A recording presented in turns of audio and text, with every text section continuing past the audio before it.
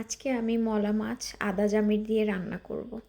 আমি এখানে মাছের লবণ মাখিয়ে নিয়ে কিছুক্ষণ রেখে দিব। এবার একটি কড়াইতে পরিমাণ মতো তেল দিয়ে নিব, একটু রসুন দিব, এবার একটু পেঁয়াজ দিয়ে নেব। পেঁয়াজটা একটু বেশি দিতে হবে। এবার একটু কষিয়ে নিব। এখানে পরিমাণ মতো লবণ দিয়ে নেব। এবার গুঁড়ো হলুদ, মরিচটা একটু বেশি দিব ঝালের জন্য, ধনিয়া গুঁড়া দিয়ে ভালোভাবে এটাকে নেড়ে মিশিয়ে নিব। এবার এই আদা জামিরগুলো দিয়ে নিব। একটু আগে দিলে আদা জামিরটা সেদ্ধ হয়, তো একটু কষানো হলে একটু পানি দিয়ে নিব। পানি দিয়ে এটাকে আরও ভালোভাবে কষিয়ে নেব।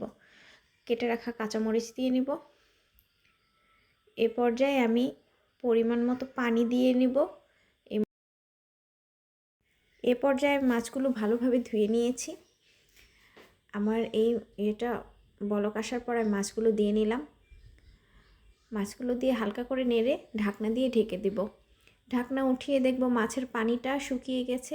আলতো করে নেড়ে আমি এখানে পরিমাণ মতো পানি দিয়ে নেব, যতটুকু আমাদের ঝোল দরকার। আপনারা আপনাদের প্রয়োজন মতো দিয়ে নেবেন। এবার ঢেকে দিব। আমার রান্নাটা হয়ে এসেছে। এবার পরিবেশন করে দেখে নিন কেমন হয়েছে। আমাকে কমেন্টে জানাবেন, ভালো লাগলে শেয়ার করবেন।